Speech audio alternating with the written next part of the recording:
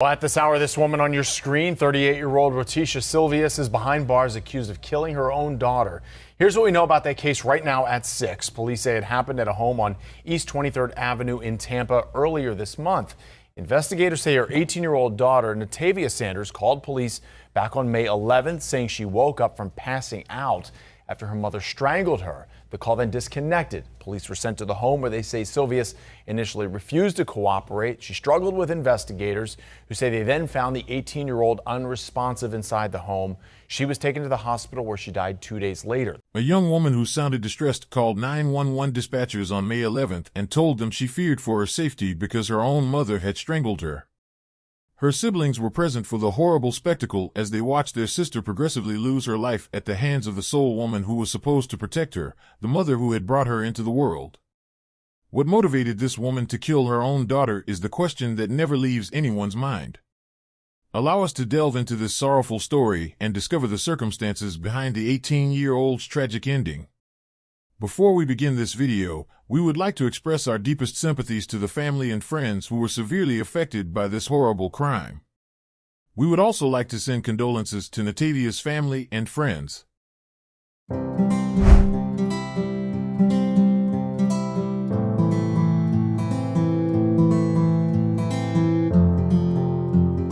Today's case takes us to Tampa. Tampa is a city on the west coast of Florida, located along Tampa Bay near the Gulf of Mexico. The city has a population of around 400,000 residents. Tampa used to produce Cuban cigars. Many people relate Cuban cigars with the country of Cuba. However, the largest cigar factory globally operated for years in Tampa's Ybor City. That's why one of Tampa's monikers is Cigar City. Natavia "Fatty" Sanders was born on February 15, 2006. Natavia had a peaceful demeanor, adored by many, and had pink as her favorite color. The 18-year-old maintained a cheerful expression. Her family thought she was a hero. Sanders, who attended the Erie School District's Cyber Choice Academy and graduated from Erie High School, was regarded as the epitome of joy. Natavia's family considered her a gift, saying she had everything a person could ask for. She was an incredible young lady, kind and understanding. According to the district, Sanders has attended the Erie School District's Cyber Choice Academy since the 9th grade. The district stated that after she finished the program, she was given an Erie High diploma.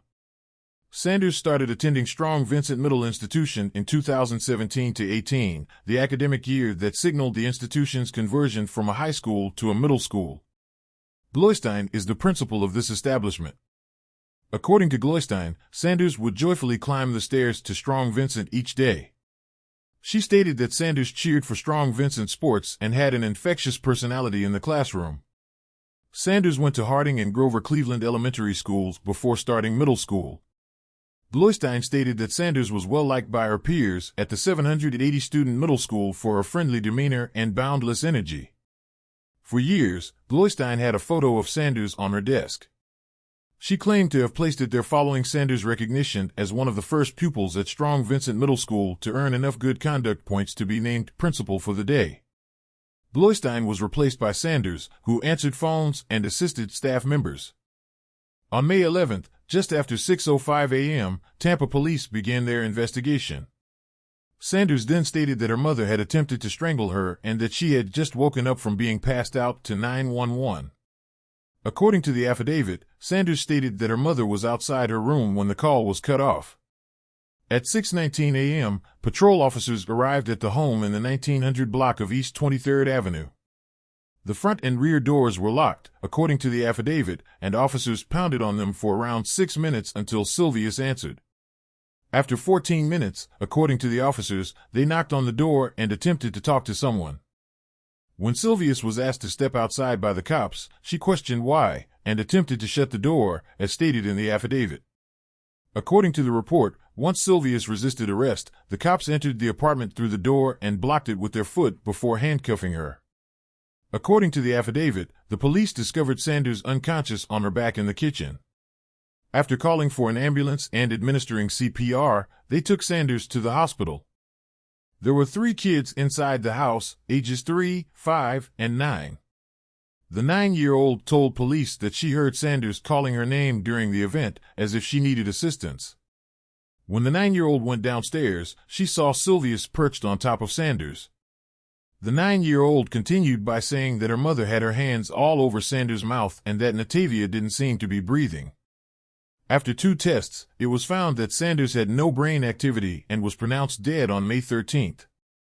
On June 19th, the medical examiner determined that Silveus was not mentally fit to stand trial and suggested that she be committed to the Florida Department of Children and Families, who would place her in a mental health treatment institution until the court ordered her release. Silveus was initially charged with domestic battery, but the charge was upgraded to felony first-degree murder in late May after the medical examiner's office concluded the cause of death was homicide and police determined Sanders' injuries were consistent with strangulation. Live, this is News Channel 8 at 5:30 on your side. I felt like either the mom was going to get hurt or she was going to hurt someone else. I didn't think she was going to hurt her own family. We are learning more tonight about a Tampa mother who's accused of strangling her daughter to death. Good evening, everyone. I'm Josh Benson. And I'm Jennifer Lee. Thank you for joining us. Yesterday, police announced the teen's mother was facing a first-degree murder charge. News Channel 8's Alessandra Young joins us live from Tampa with an update on the story. Alessandra. Josh and Jen, the 18-year-old victim, managed to call 911 for help. But however, that call was disconnected. Officers say that they found her in critical condition and that she died 2 days later. I can't imagine that. It's just crazy because it's like, hey, you brought her into this world and you took her out. During the early hours on May 11th, police say they got a call from Natavia Sanders saying her mother had strangled her. They say the incident happened here on East 23rd Avenue. They say she told them she had, quote, just woke up from being passed out, end quote.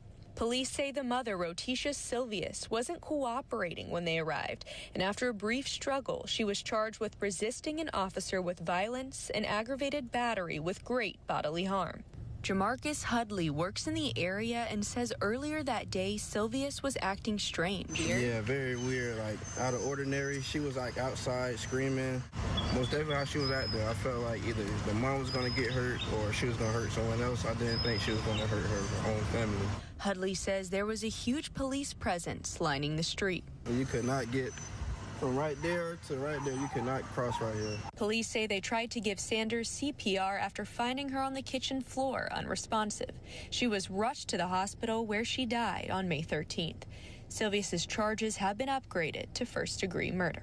It took me by surprise, to be honest. I never really thought, no one would think nothing would ever happen like that. But yeah, since I've been here, it wasn't nothing.